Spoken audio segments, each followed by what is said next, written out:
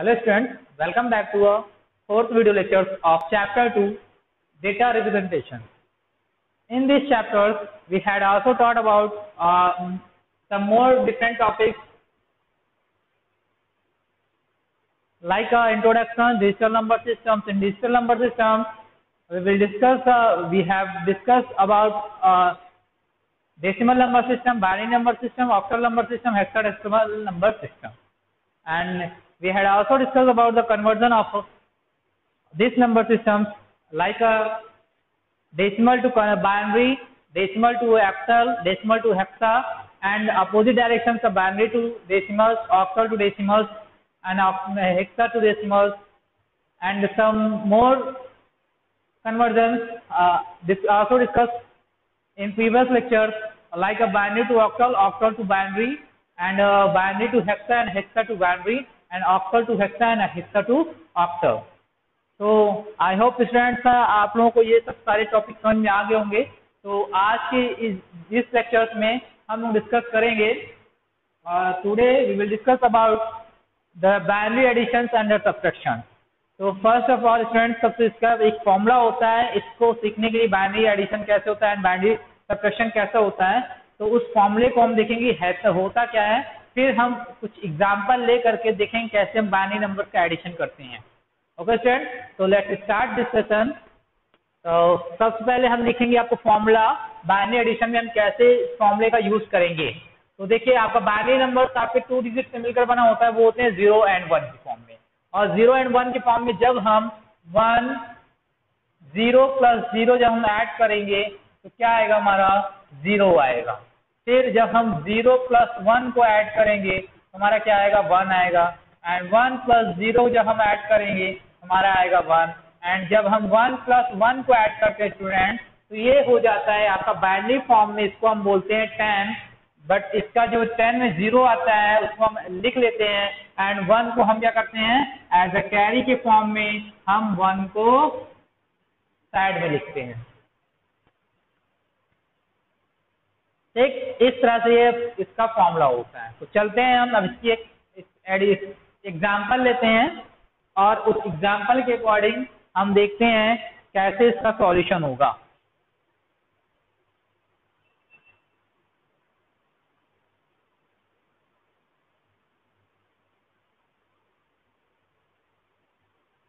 तो देखिए कैसे होगा इसका. सबसे पहले हम कोई बाइनरी नंबर ले रहे हैं. ये बाइनरी नंबर है, इसको हमें एक अनदर बाइनरी नंबर से ऐड करना है.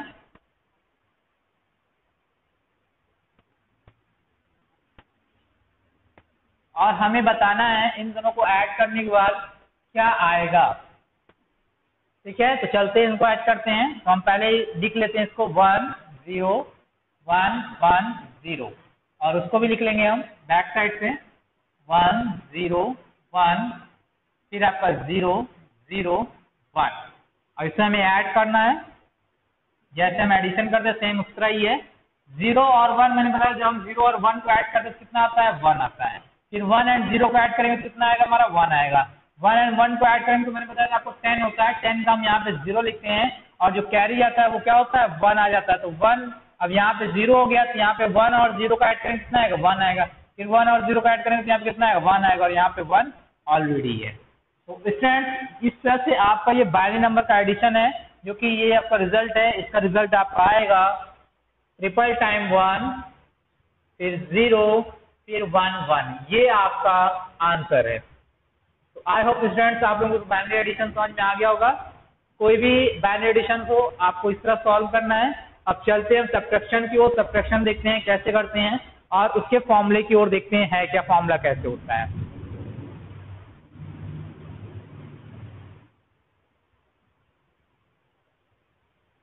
तो इसका फॉर्मूला देखेंगे हम. सब्ट्रैक्शन में क्या होता है स्टूडेंट्स, 0 को अगर हम 0 से माइनस करते हैं तो आपका 0 आता है.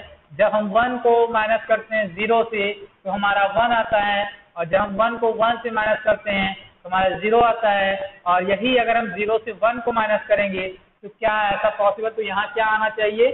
तो स्टूडेंट जब हम इसमें 0 से 1 को माइनस करेंगे हमें यहाँ पे एक कैरी लेना पड़ेगा।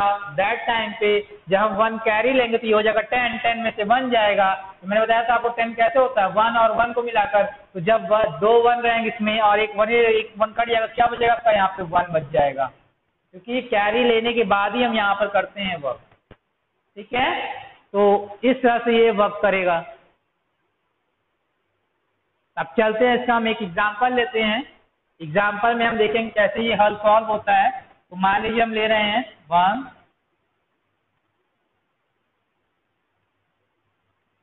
ये बाइनरी नंबर है, इसको हमें सेपरेट करना है। और किससे सेपरेट करेंगे,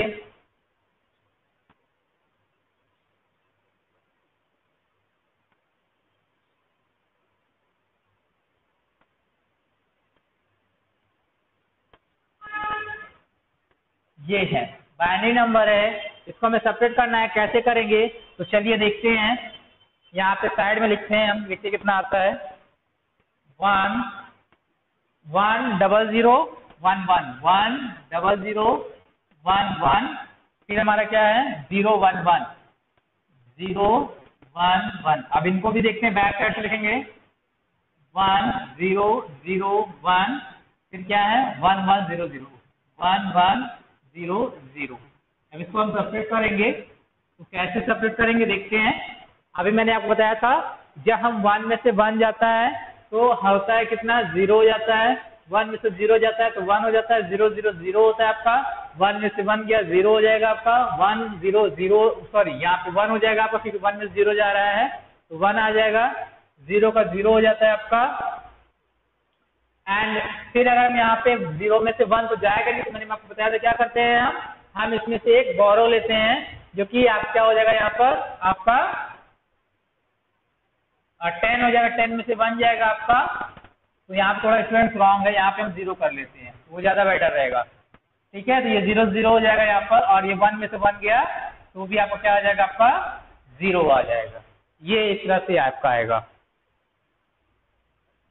अगर यहाँ पे हम 1 लगते हैं और यहाँ 10 हो जाता, बट यहाँ पे 0 हो जाता, यहाँ पे कैसे जाता, इसलिए हमने क्या किया कि यहाँ पे इसको चेंज कर लिया, क्योंकि मैं तो अपने से लिया था, कोई एग्जैक्ट तो ऐसा तो नहीं है, लेकिन बट आपके जो उसमें आएगा पेपर, उसमें आपके बुक में, तो आपको सही तरीके से वो ऑलरेडी वहाँ पे बना हुआ रहता है। ठीक है, तो इस तरह से हम क्या करते हैं, सब्ट्रैक्शन करते हैं।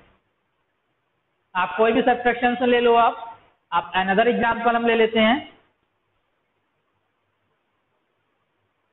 एक और एग्जांपल लेते हैं। टेक 1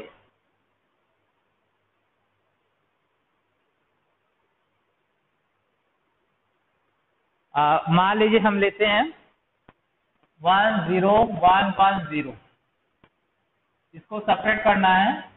ठीक है, 1 0 0 1 0 0 1 1 सेपरेट करते हैं, देखते हैं क्या आता है। 1 0 1 1 0, इसको लिख लेते हैं 1 1 0 0 1, सेपरेट करते हैं। अब देखिए यहाँ पे 0 में से 1 तो जाएगा नहीं, अब क्या करें, इससे बोरो लेंगे। 10 10 में से 1 जाएगा तो 1 हो जाएगा, ये अब 0 हो गया, 0 हो गया ये। अब ये तो 0 तो 1 से जाएगा नहीं, ये क्या करेगा, बोरो ले लेगा, 10 हो जाएगा, 10 में से 1 जाएगा तो 1 आ जाएगा। अब यहाँ पे 0 है तो 0 हो जाएगा, ये 0 तो ये 0 हो जाएगा, ये 1 में से 1 गया 0। ये आपका सॉल्यूशन है, ये आपका राइट आंसर हो जाएगा। तो आई होप स्टूडेंट्स आप लोगों को binary addition and binary subtraction समझ में आ गया होगा। तो अब हम चलते हैं नेक्स्ट स्लाइड की ओर, देखते हैं है क्या नेक्स्ट टॉपिक, और उसके बारे में हम डिस्कस करते हैं। तो स्टूडेंट्स ये अब हमारा है आस्की कोड। आस्की कोड क्या होता है स्टूडेंट्स, मीन्स ये एक ऐसा कोड है जो कि हमारे कंप्यूटर्स में जनरेट, एक न्यूमेरिक कोड होता है जो कि हमारे कंप्यूटर में जनरेट किया जाता है। मीन्स ऐसी लैंग्वेज होती है जो कि सिर्फ कंप्यूटर समझता है, चाहे हम कोई भी टेक्स्ट कैरेक्टर्स इंटर कर दो, चाहे वो हम कैरेक्टर्स की मतलब टेक्स्ट की फॉर्म में हो, अल्फाबेट की फॉर्म में हो, इमेजेस की फॉर्म में हो, या फिर कोई स्पेशल कैरेक्टर्स हो, नंबर्स हो, उनको क्या होता है, हर एक का अपना क्या होता है, एक आस्की कोड होता है जिसे कंप्यूटर क्या करता है, उसे समझता है। चाहे वो आपका कोई भी कंप्यूटर क्यों ना हो, चाहे मेन फ्रेम हो, चाहे मिनी कंप्यूटर हो, चाहे आपका माइक्रो कंप्यूटर हो, ये सब कंप्यूटर सब सिर्फ आस्की कोड को ही समझते हैं। तो आस्की कोड के अलग अलग आपके जो भी नंबर्स होते हैं डिफरेंट टाइप्स के, डेसिमल में होते हैं, हेक्साडेसिमल में होते हैं, ऑक्टल में होते हैं एंड बाइनरी में होते हैं। ठीक है। तो हर एक का कोड अपना अपना अलग अलग होता है और इसी आस्की कोड के थ्रू कंप्यूटर क्या करता है, उससे समझता है कि आपने क्या मेंशन किया है। ठीक है, अगर आप कोई स्पेस भी देते हो तो भी वो कोड उसके पास जाता है और उस कोड के थ्रू ही वो क्या करता है, स्पेस आपको प्रोवाइड करता है सिस्टम पर। तो अब चलते हैं हम उस कोड को आपको यहाँ पे शो करके दिखाते हैं। यहाँ पे आपको सामने शो हो रहा है ये टेबल आस्की कोड का, हर एक का अलग अलग, बट आई थिंक इसको आपको यहाँ पे क्लियर नहीं दिख रहा होगा। इसको हम थोड़ा सा जूम करके दिखाते हैं, तब आपको अच्छे से क्लियर होगा।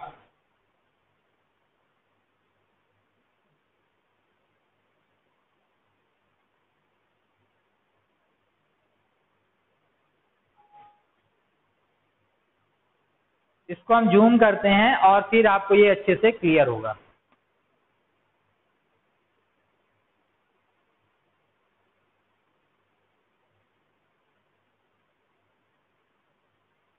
अब स्टूडेंट्स ये आपको शायद दिखने लगा होगा। ठीक है, ये आपका आस्की कोड है। आप यहाँ पे देख सकते हो कि आस्की कोड आपको कैसा दिख रहा है आपको। ठीक है, अगर हम यहाँ पे कोई नल कैरेक्टर्स मीन्स अगर हम 0 नंबर्स भी लेते हैं तो ये हमारा क्या करता है, आस्की कोड शो करेगा क्या, डेसिमल फॉर्म में, कि हर एक का देखिए अगर मान लीजिए हमने नल कोई कैरेक्टर्स ले लिया, ठीक, तो उसका जो डेसिमल फॉर्म में नंबर होगा वो 0 होगा, हेक्साडेसिमल में 0, ऑक्टल में 0, बाइनरी में भी 0। अगर मान लीजिए सपोज हम कोई भी स्पेस भी अगर हम दिखाते हैं आपको शायद यहाँ दिखाते हैं हम आपको बैक स्पेस, ये देखिए बैक स्पेस का यहाँ पे ऑप्शन आपको शो हो रहा है। ठीक है, यहाँ पे बैक स्पेस का ऑप्शन है।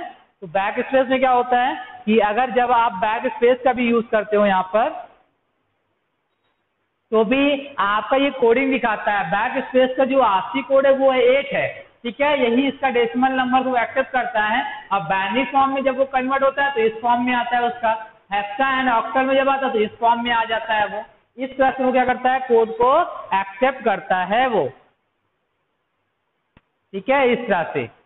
और अगर मान लीजिए अभी मैंने बताया था आपको एक बार कैपिटल ABCD का जो होता है, तो इस तरह से ये क्या करता है, एक्सेप्ट करता है।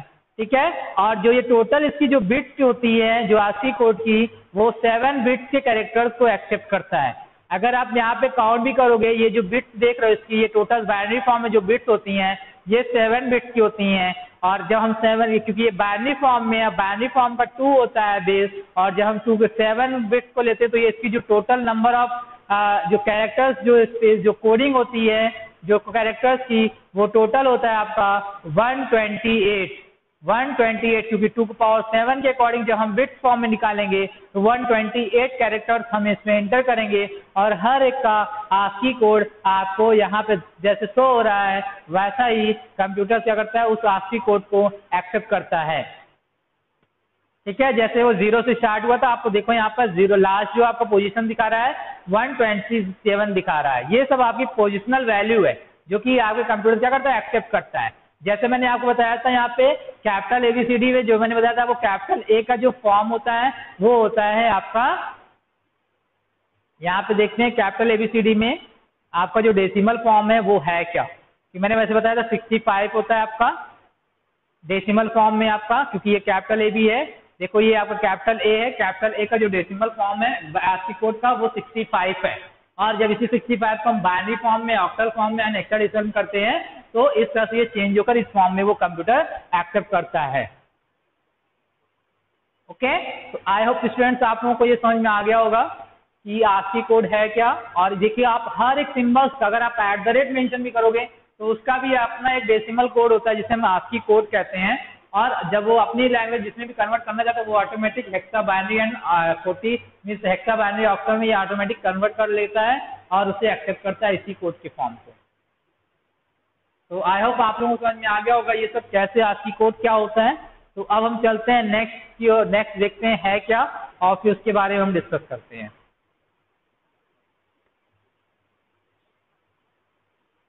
नेक्स्ट हमारा है ISC कोड। ISC कोड क्या होता है स्टूडेंट, इसका जो फुल फॉर्म होता है Indian script code for information interchange. Means ये आपकी इंडियन स्क्रिप्ट की कोड होती है। मीन्स आस्की कोड को ही जनरेट, दोनों को कोड का मतलब दोनों कोड इसमें क्या होते हैं, क्योंकि आस्की कोड को भी ये एक्सेप्ट करता है और लेकिन ये क्या होता है इंडियन स्क्रिप्ट कोड को ही ये मतलब दोनों की कोड क्या होते हैं, मिक्सअप होते हैं, ASCII code and Indian script code. Indian script code मतलब अगर हम बात करते हैं जैसे कि आप हिंदी अल्फाबेट यूज करते हो आप, एंड कई सारी कोड यूज करते हो, जिसको भी ये क्या करता है, आपके अलग अलग क्या होते हैं कोड के फंक्शंस को, हर एक का कोड भी उसको जनरेट करता है। अगर आप हिंदी फॉन्ट भी यूज करते हो, जो हिंदी अलग अलग आपकी लैंग्वेज होती है, इंडियन की डिफरेंट लैंग्वेज होती है, तो उन लैंग्वेज को भी हम इस कोड के थ्रू आसानी से हम वहाँ पे अपने एज अ टेक्स्ट की फॉर्म में कंप्यूटर पे हम मेंशन कर सकते हैं। जैसे आप हिंदी टाइपिंग करते हो, आप अलग अलग लैंग्वेज होती है उसकी, तमिल, उर्दू, कन्नड़, जो भी होती है, मतलब जितनी भी इंडियन लैंग्वेज जो यूज होती हैं, उन सबको हम कंप्यूटर में एज अ टेक्स्ट की फॉर्म में हम इंटर कर सकते हैं। ओके, तो ये आपका ऐसी कोड होता है। अगर इससे बात करते हैं जो इसमें जो डेटा जो एक्सेप्ट करता है एज अ टेक्स्ट की फॉर्म में, जैसे मैंने बताया उसमें टोटल लिमिटेशन कितनी होगी जो कोडिंग की, जैसे मैंने बताया था ASCII में क्या होता है 7 बिट कैरेक्टर्स वो यूज करता है, एक्सेप्ट करता है, और जो इसकी लिमिटेशन होती है पोजिशनल वैल्यू की अगर हम बात करते हैं ASCII में, तो मैंने बताया था कि आपका 2 के पावर क्या होता है, वो आपका 7 हो जाता है, क्योंकि वो 7 बिट का यूज करता है। और इसी तरह ये क्या करता है, जब आपके ASCII कोड की बात आती है तो ये 8 बिट कैरेक्टर्स की साइज लेता है 8 बिट में, और जब 8 बिट की होती है तो बाइनरी जब इसे चेंज करते हैं, इसकी पोजिशनल वैल्यू देखेंगे 2 के पावर 8 हो जाएगी, और ये क्या करेगा 256 तक के कैरेक्टर्स को ASCII कोड में, ASCII कोड में एक्सेप्ट करेगा। मीन्स जैसे मैंने बताया था आपको ASCII कोड में जब 2 के पावर 7 था तो वो 128 को यूज कर रहा था। 128 मैंने बताया था आपको 0 से स्टार्ट हुआ था, और 127 तक के आपके जितने भी अल्फाबेट, कैरेक्टर्स, टैग्स, जो भी थे, स्पेशल कीज, जितने भी सारी चीज थे, उन सब का अपना एक ASCII कोड था जो वो एक्सेप्ट करता था। इसी तरह आपका अगर हम ISC कोड में अगर बात करेंगे, ये ISC में तो आपका 256 तक के कैरेक्टर्स के जितने भी कोड होते हैं उनके हर एक का स्पेशल कोड होता है, उनको ये एक्सेप्ट करता है, और हम इसके थ्रू आसानी से जो भी कोई भी टाइपिंग करते चाहे हिंदी फॉन्ट में, जो कि ये क्योंकि ये हिंदी स्क्रिप्ट है, इंडियन स्क्रिप्ट लैंग्वेज में, तो आपके जितनी भी इंडियन की लैंग्वेज होती है उन सबको हम एज अ कंप्यूटर में उस टेक्स्ट फॉर्म में हम लिख सकते हैं, चाहे वो आपका हिंदी हो, इंग्लिश, कन्नड़, कोई भी लैंग्वेज में हो, उनको हम आसानी से इसके कोड में हम टेक्स्ट एज अ टेक्स्ट के फॉर्म में हम लिख सकते हैं। उस कैरेक्टर्स का यूज कर सकते हैं, स्पेशल कैरेक्टर्स का यूज कर सकते हैं, हर एक चीज में हम यूज कर सकते हैं। तो आई होप स्टूडेंट्स आप लोगों को समझ में आ गया होगा इसकी क्या होता है। और अब हम बात करते हैं यूनिकोड के बारे में। अब यूनिकोड क्या है स्टूडेंट, अगर जैसे कि अगर हम बात करते हैं कि अभी मैंने बताया आपको कि ASCII एंड ESC, तो ESC में क्या होता है ASCII कोड का भी मतलब कि कॉम्बिनेशन होता है, बट यूनिकोड में क्या होता है दोनों का कॉम्बिनेशन होता है, ASCII का भी और ISCII का भी। ASCII और ISCII, इसको हम बोलते हैं ISCII बोलते हैं, उसको हम बोलते हैं ASCII। दोनों कोड का क्या होता है यूनिकोड में कॉम्बिनेशन होता है, दोनों का मिला जुला, क्योंकि ये इसमें जो भी फॉर्म होती है ये यूनिवर्सल पूरे वर्ल्ड में यूज की जाती है। कहीं पर भी जो भी लैंग्वेज होती है उसका हम यूज, दोनों का कॉम्बिनेशन होता है। और जब हम कोई भी, अगर आप देखते हो कि आप जब भी, जैसे मान लीजिए आप कोई भी टेक्स्ट मेंशन करते हो, आप कहीं भी एक सिस्टम से दूसरे सिस्टम पे भेजते हो, तो वो एज इट इज वही तरह ही शो होता है जैसा आपके सिस्टम पे शो होता है। अगर आप अपने सिस्टम से मोबाइल पे भी सेंड करते हो उस फाइल को, तो मोबाइल पे भी क्या होता है वो उसी तरह ही शो होता है जैसा कि आप सेंड करते हो। ठीक है,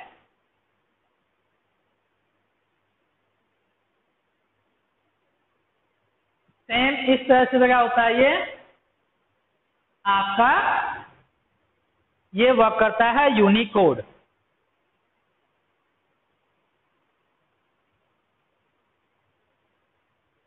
ठीक है, इसकी कोई भी लिमिटेशन नहीं होती, इसकी अगर हम बात करेंगे तो ये काफी बहुत बड़ा होता है इसका। ठीक, फिर अब हम चलते हैं, देखते हैं इनकोडिंग टर्मिनोलॉजी। इनकोडिंग टर्मिनोलॉजी क्या होती है, तो before we proceed further it is important to discuss 2 basic terms related to encoding. पहले तो इसके बारे में अगर हम डिस्कस करने से पहले हम इन दोनों के बारे में देखेंगे कि code space and code point क्या होता है। तो कोड स्पेस में it refers to all the code that an encoding scheme uses to represent characters. Means जो कोड स्पेस होता है इसमें जितने भी हम कोड यूज करते हैं इनकोडिंग स्कीम के अंतर्गत, जितने भी हम कैरेक्टर्स रिप्रेजेंट करना चाहते हैं ASCII कोड के थ्रू, जैसे कि आपका जो ASCII कोड में 0 से लेकर 127 तक के होते हैं, उन सब का इसमें क्या होता है कॉम्बिनेशन होता है कोड स्पेस में। फिर अगर हम कोड पॉइंट की बात करेंगे स्टूडेंट्स, तो अगर हम कोड पॉइंट की बात करें, the code point refer to a code that represent a single character from the character set represent by an encoding scheme. Means ये पूरा जो होता है, जो भी सिंगल कैरेक्टर होते हैं उनके पूरी से कॉम्बिनेशन जो पूरा एक कैरेक्टर बनता है, उनको ये कोड पॉइंट शो करता है। ठीक है, ये एक तरह से कोड होता है जो कि रिप्रेजेंट करता है सिंगल कैरेक्टर्स को फ्रॉम द कैरेक्टर सेट। जो भी आपके कैरेक्टर सेट होते हैं, कैरेक्टर का सेट होता है, उसमें से एक सिंगल कोड को क्या करता है, पॉइंट आउट करता है इनकोडिंग में सिंगल पॉइंट, उससे कोड पॉइंट में। जैसे लाइक अगर आप यहाँ पे कोड लिखा हुआ है, इसमें किसको रिप्रेजेंट करता है, मतलब एक एक कैरेक्टर्स को, सी फिर ओ फिर डी, ये एक एक कैरेक्टर्स क्या करेगा, कोड पॉइंट रिप्रेजेंट करेगा, उसे इंडिकेट करेगा। फिर अगर हम बात करते हैं यूनिकोड इनकोडिंग स्कीम्स की, तो स्टूडेंट इनकोड यूनिकोड क्या होता है आपका, यूनिकोड जैसे मैंने आपको बताया था कि ये आपके दोनों का कॉम्बिनेशन होता है, ठीक है। इसमें इनकोडिंग स्कीम क्या होती है, अगर हम इसकी इनकोडिंग स्कीम की जैसे मैंने बात किया कि इसके 3 टाइप्स के होते हैं, UTF-8, UTF-16, UTF-32। Means UTF का फॉर्म होता है यूनिकोड ट्रांसफॉर्मेशन फॉर्मेट। जब हम कोई भी मतलब कि कैरेक्टर जब हम ट्रांसलेट करते हैं, उसी के बारे में इसमें है कि उसका फॉर्मेट कैसा होगा, किस फॉर्म में होगा, किस किस फॉर्म में जा सकता है यूनिकोड के, तो उसी के बारे में यहाँ पे डिस्कस किया गया है। तो अगर हम बात करते हैं UTF-8 की, तो UTF-8 क्या होता है, UTF-8 is a variable with encoding that can represent every character in Unicode character set. Means जो यूनिकोड कैरेक्टर सेट में जितने भी कैरेक्टर होते हैं आपके, हर एक कैरेक्टर को ये रिप्रेजेंट करता है, और उसके इस मतलब कि विड्थ को, मतलब कि इनकोड जो भी कोडिंग होती है उसके वेरिएबल्स की, उनकी इनकोडिंग के विड्थ को वो रिप्रेजेंट करता है UTF-8 की, वो कितने बिट का ले रहा है स्पेस, मतलब कितने साइज का वो है।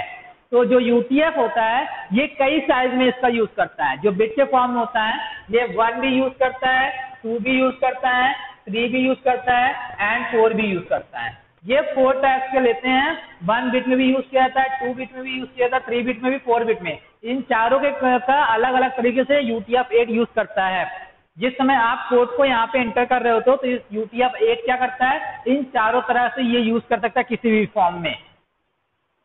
फिर अगर हम UTF-16 की अगर हम बात करेंगे तो ये क्या करता है, सिर्फ 2 चीजों को एक्सेप्ट करता है, 2 या 4 को। ये क्या करेगा, मेरे सिस्टम कहते हैं बाई बोल सकते हैं, बाई कोडिंग बोल सकते हैं इसमें। ये क्या करता है, 2 और 4 के बाइट में जितने भी बिट्स के फॉर्म में होते हैं उनको यूज करता है। जब हम जो भी कैरेक्टर्स यहाँ पे जो भी कैरेक्टर्स के सेट होते हैं उनमें उतने साइज तक के कैरेक्टर्स ये एक्सेप्ट करता है और उन्हें ट्रांसलेट करता है। एंड UTF-32 क्या होता है, ये एक तरह से फिक्स इसकी लेंथ होती है, जो बाइट्स में इसकी जो लेंथ होती है वो 4 बिट की, 4 बाइट की होती है। जिसकी लेंथ होती है UTF-32 is a fixed length encoding scheme that uses exactly 4 byte to represent all Unicode point. Means जितनी भी हम यूनिकोड पॉइंट का यूज करते हैं, हर एक का क्या होता है, जो इसकी कोडिंग होती है वो एक फिक्स होती है और वो क्या होती है, 4 बाइट की होती है। जैसे मान लीजिए अगर हम कोई भी सिंबल फिक्स कर रहे हैं, जैसे $साइन है, तो उसकी भी क्या होती है कोडिंग, उसकी जो कोड पॉइंट होता है वो फिक्स होता है और वो क्या होता है 4 बाइट में होता है, ठीक है। UTF-32 में तो हर एक का कोई भी अगर हम मेंशन कर रहे हैं, कोई कैरेक्टर ले रहे हैं, कोई अल्फाबेट मेंशन कर रहे हैं, तो वो क्या होता है, वो फिक्स लेंथ होती है कि वो 4 बाइट में ही वो एंटर करेगा, उसको एक्सेप्ट करेगा, ठीक है। बट इसमें क्या होता है, UTF-8 में ये 4 मतलब अलग अलग तरीके से 1 2 3 4 बाइट में इसको एक्सेप्ट करता है, अलग अलग तरीके से किसी में भी एक्सेप्ट कर सकता है। UTF-16 में ये 2 और 4 बाइट में एक्सेप्ट करता है एंड UTF-32 में आपका ये फिक्स होता है, इसकी विड्थ की जो भी कैरेक्टर्स की कोडिंग की विड्थ होती है, साइज होती है, वो फिक्स होती है 4 बाइट की। तो आई होप स्टूडेंट्स आप लोगों को ये समझ में आ गया होगा कि ये UTF-8 UTF-16 क्या होता है एंड UTF-32 क्या होता है। तो अब हम चलते हैं typing multilingual text in a word processor की बात करते हैं स्टूडेंट। जैसे कि स्टूडेंट आप लोग यूज करते हो, आप मतलब कि वर्ड प्रोसेसर जब यूज करते हो आप MS वर्ड वगैरह, तो उसमें आपको कई सारी, अगर आपको सिंबल चाहिए होता है और उनकी कोडिंग देखना चाहते हो आप, तो लिंगुअल टेक्स्ट फॉर्मूला की अलग अलग मतलब कई सारी भाषाओं में अगर आपको दिखता है वहाँ पे टेक्स्ट एज अ सिंबल की फॉर्म में या फिर एज अ लेटर की फॉर्म में, एज अ टेक्स्ट की फॉर्म में, न्यूमेरिक फॉर्म में, तो उसकी अरे की कोडिंग आपको शो करनी होती है। तो वहां पे आपको इंसर्ट का ऑप्शन होता है, आप वहां पे जा करके आसानी से उस सिंबल्स के थ्रू आप देख सकते। चलिए हम आपको दिखाते हैं, यहाँ पर हम MS वर्ड ओपन करते हैं और यहीं से ही आपको हम दिखाते हैं।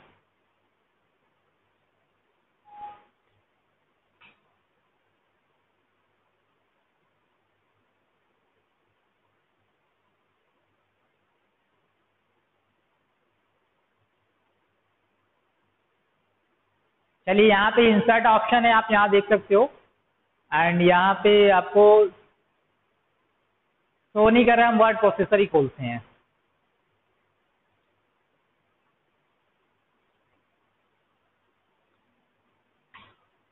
ये मैंने ओपन किया और यहाँ पे इंसर्ट में हम आएंगे।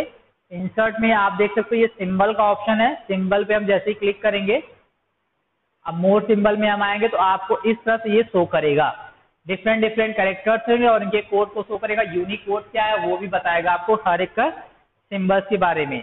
अगर आप कोई भी हो हिंदी में भी देखना है तो अगर हिंदी फॉन्ट आपका इसमें पड़ा हुआ है तो आप ऑलरेडी मतलब इसमें जब हम यूनिक कोड में क्या होता है, जब वो तो उसमें कोडिंग की जरूरत नहीं होती, उसमें कोई फॉन्ट की स्पेशल फॉन्ट की जरूरत नहीं होती, वो ऑटोमेटिक क्या करता है कि जिस कोड में उसी कोड में वो जनरेट करता है। ठीक है, तो इसी तरह आपको यहाँ पे यूनिक कोड फॉर्म में अलग अलग उसकी कैरेक्टर्स की कोड बताएगा, चाहे आप जो भी इंसर्ट करना चाहते हो यहाँ सेलेक्ट करेंगे और यहाँ से हम इंसर्ट कर लेंगे। इस तरह से हम पूरा वर्क करते हैं इसमें आपके। ठीक है, जो भी हमें जहाँ भी वर्ड प्रोसेसर जहाँ भी जो भी टाइप करना हो हम उसे टाइप कर सकते हैं और वहाँ पर हम इसका यूज कर सकते हैं। तो स्टूडेंट आई होप आप लोगों को ये चीज़ पूरा क्लियर हो गया होगा। तो अब चलते, अब क्या है आज का, अब यहाँ से आपका यहाँ पे खत्म हो रहा है ये चैप्टर, ये लास्ट वीडियो थी इस चैप्टर की। तो आज के लिए इतना ही और अब हम मिलेंगे आपको न्यू चैप्टर के साथ और नेक्स्ट वीडियो में। ओके स्टूडेंट, तो thank you, have a nice day.